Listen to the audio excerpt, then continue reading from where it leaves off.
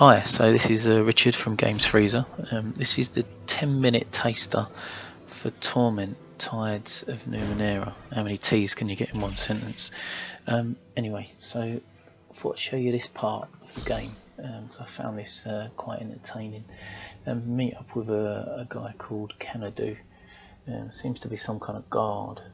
He's guarding this creature, this kind of floating octopus, jelly-headed kind of dude who's been trapped in some kind of force field trap, and just basically displayed to local residents of this area of the world. So you basically come to look at this creature, and the guys who are guarding it and who have captured it want you to pay, basically. The other guy is called El Ginto, and he's the one that does all the talking, but this guy I'm talking to at the minute, Canadu, he's cagey. He's the man who's been paid to look after this creature and make sure no one gets near it, and no one looks at it without paying. So I'm going to ask him a few questions, and then eventually I'll move on to El Ginto, which I have done. El Ginto is a bit more of a chattier chap.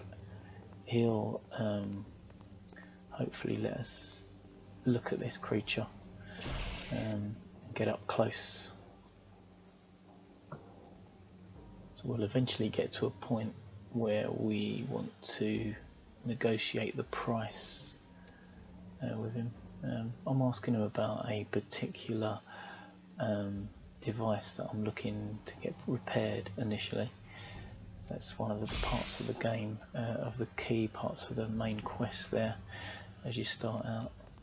But really this part here is more of a side quest, something that's kind of optional. At least I believe it is anyway. I mean, I've only played this game for a little while, so I can't confess to know too much more. So, let's have a look. So I want to see the creature up close. Let's get through to that part here.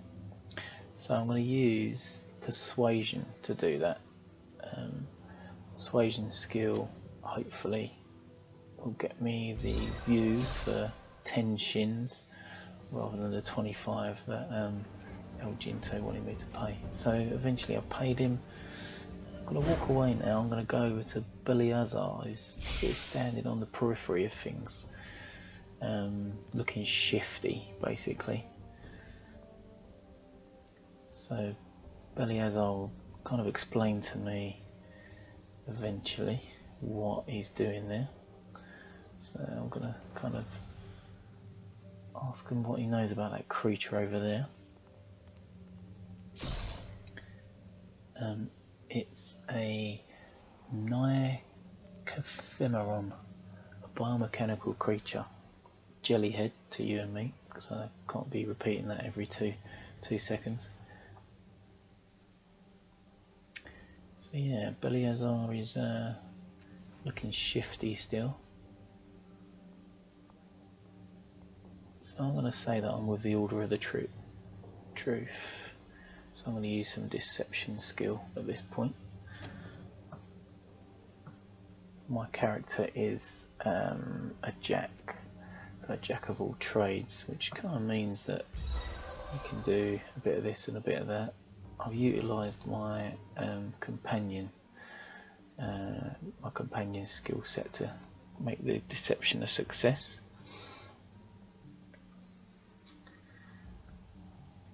Now Beliazar is going to tell me all about it. So he's got a device that he basically wants to fix to the cage where Jellyhead has been captured.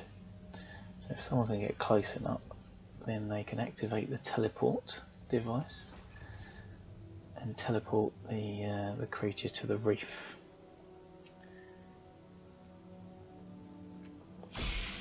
So he's basically saying he wants me to get in there for him, which is why he's sort of standing on the edge of things. He's also saying that he wants to experiment on the creature and understand its biological makeup. So in other words, kill it. So yeah, so I need to walk up to the glass cage. This hopefully gives me the device at any point soon.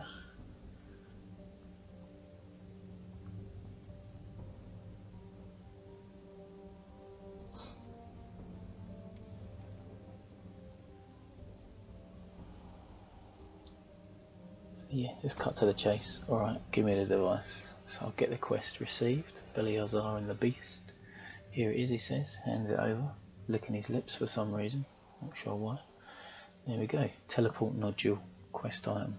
Now quest items you can't lose, you can't sell them by accident, so that's quite a good feature, so you're not going to find yourself an item down when you thought you had it. So now I'm going to try and get over to the cage. This is me being kind of sneaky. Not that sneaky considering I just went right in front of Canada. I've already paid anyway, haven't I? So I should be able to get up nice and close anyway. Now, let's have a look. So the creature's kind of floating around. Shimmering, nearly transparent cylinder of energy. You approach the cage cautiously. Jellyhead basically looks like a fungal blob, which is about right. He's kind of thrashing around in there with his tentacles, probably a bit pissed off that he's been caught in a cage, you know. I'm going to use quick fingers now in order to attach this device, and another use of this to enable the difficulty value to be dropped. So success, yes.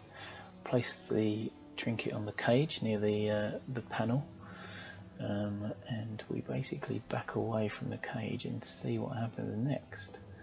As the teleport nodule will hopefully do its business. Let's have a look, shall we? Oh, here we go. Ta-da! So there goes our man, Jellyhead. And obviously those guys aren't too happy about it. El Jinto and Canada are a bit peeved. I'm basically going to say I didn't see what happened. That old chestnut. And then eventually I'll sort of persuade them, yeah, it was nothing to do with me, and they'll go on their merry way. Back to Beliazar. So I'll tell him my news. It's been done. And now Jellyhead is somewhere in the reef. So there you go. That's a little sort of side quest mission from this great game, Tides of Numenera. Hopefully that little taster will get you in the mood for some more. This is a great game, out on PS4 at the minute. So in depth, loads to do. Kind of old school RPG with plenty of mechanics and stats, etc. to get your head round, but something I would definitely recommend for everyone who enjoys a good RPG. Okay, until next time then, I'll leave you with the closing parts of this, but check out the Games Freezer at www.gamesfreezer.eu, and this is Richard saying see you soon.